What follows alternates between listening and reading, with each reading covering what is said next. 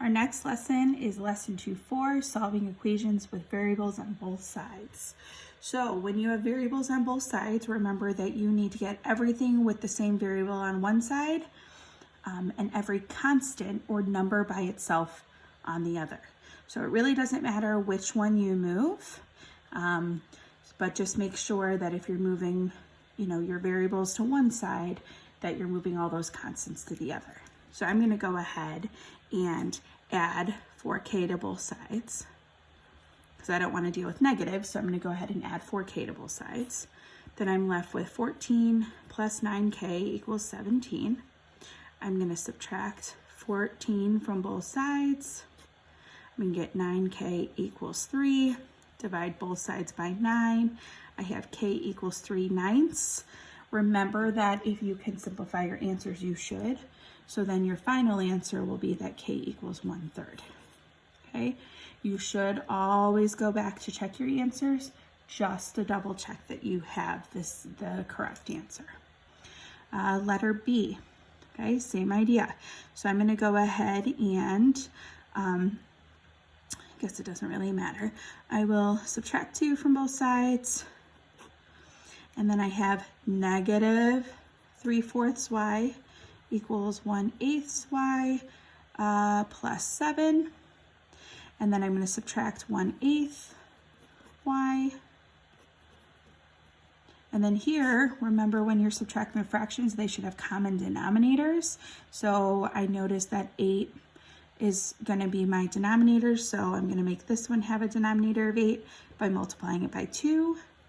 So now my new equation would be negative 6/8 y minus 1/8 y, which in this case, when we do that, we're going to get negative 7/8 y equals 7. I want to get y by itself, so you can either divide by negative 7/8, which will give you that complex fraction, or you multiply by the reciprocal.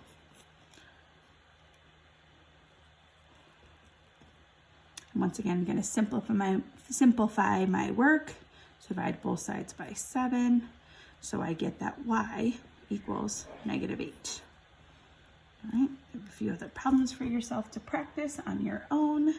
The next part is solving an equation with grouping symbols. Okay, so what this means here is that you're going to just, in this case, you're going to distribute things through, and then you'll combine like terms from there. So if we look at the first one, we're going to have 30m minus 18 equals, so this would be 1, this would be 8, so 8m plus 12, plus 4. Okay, and now I'm going to go ahead and solve. So I'm going to subtract 8m from both sides, so I don't have to deal with that one being negative. So then I'm left with 22m minus 18 equals 4. Add 18 to both sides. 22m equals 22. I'm going to divide both sides by 22, where I get m equals 1. So that's what they're talking about here with grouping. All right. You have a few other problems to work with. Just remember that when you're distributing, they should be going to every single term in the parentheses. And don't forget like subtractions, your rules with negatives. Really make sure you're paying attention to those because that's going to be important. There are going to be some times where you're going to have solutions that will produce no solution, or they're going to produce all solutions. We're going to do a practice problem of each. Once again, you'll have a few others on the bottom that you can work with. So we'll go ahead and solve A. So I'm going to once again do my grouping like I was doing in the previous example. So I have 40c minus 16 equals 320 plus 40c, 40c. There we go. I'm going to go ahead and move and shift things around. I'll add 16,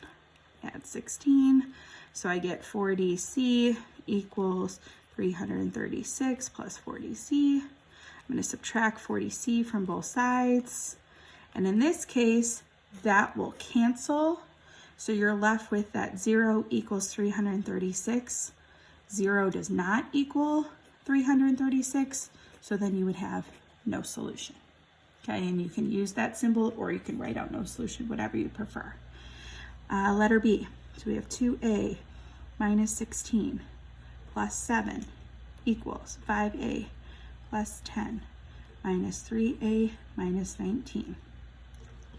I'm going to go ahead and combine my like terms, so I'm left with 2a minus 9 equals, and then on the right hand side I'm going to combine like terms.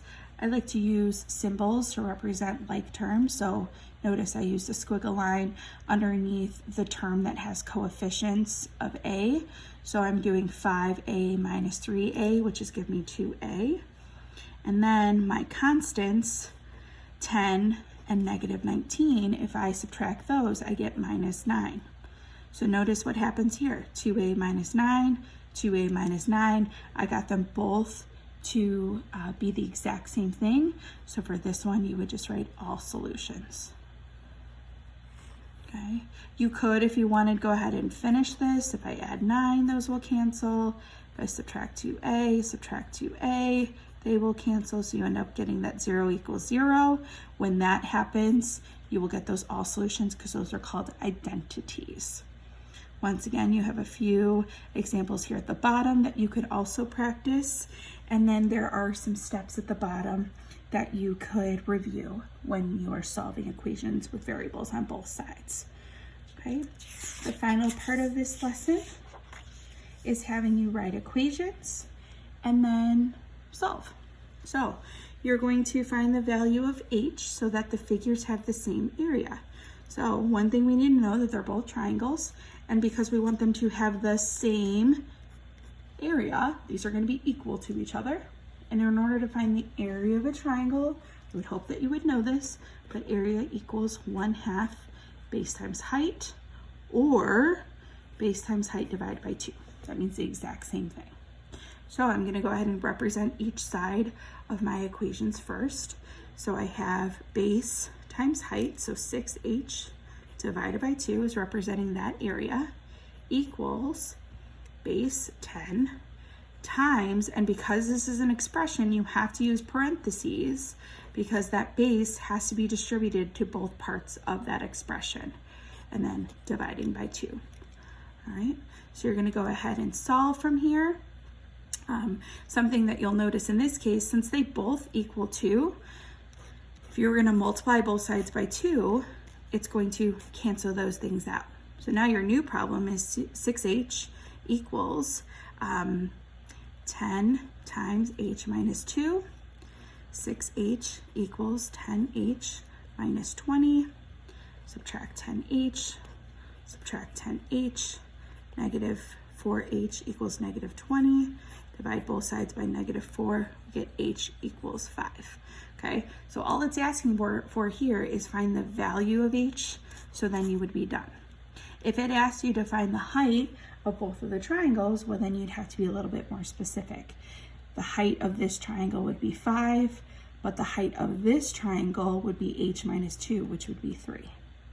Okay, same thing holds true for this kind of problem, but you're working with a triangle and then a rectangle. Same sort of problem. We want them to have the same area, so equal to each other. Triangle, base times height divided by 2. And then this is going to equal, and then with the rectangle, it's just length times width, so 6x, right? We can go ahead and multiply both sides by 2 to get rid of that denominator. We have 4 times x plus 4 equals 12x. 4x plus 16 equals 12x minus 4x minus 4x. 16 equals 8x. Divide by 8, x equals 2. All right, there is lesson 2-4.